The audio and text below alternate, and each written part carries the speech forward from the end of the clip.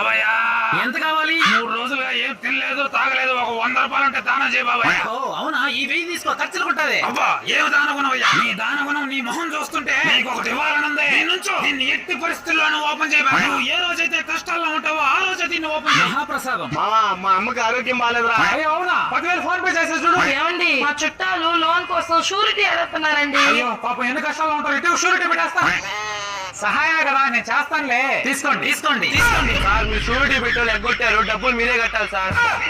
Sir EMI అప్పు కట్టండి. EMI school bill వచ్చేసింది. మొబైల్ బిల్ చదువుకున్నావు, సిగ్గులేదా? నువ్వు కష్టాల్లో ఉన్నప్పుడే దీన్ని ఓపెన్ చెయ్యి.